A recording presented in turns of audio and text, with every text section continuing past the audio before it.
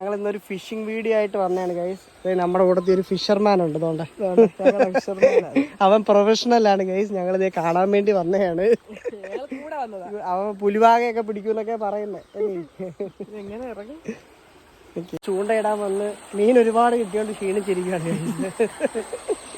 ഞങ്ങളാണെങ്കിൽ നമ്മുടെ റോഡ് വീടും എല്ലാം എടുത്തൊരു സൈഡിൽ ഒതുക്കിയിട്ട് ഇനിയിപ്പോൾ കൈച്ചൂണ്ടയിട്ട് വല്ല ചെറിയ പൊടിമീനെ വല്ല പിടിക്കാൻ പറ്റുമെന്ന് നോക്കുന്നത്. കുറേ നേരം ഞങ്ങൾ കാസ്റ്റ് ചെയ്ത് നോക്കി, പക്ഷെ ഒരു രക്ഷയില്ല കേട്ടോ.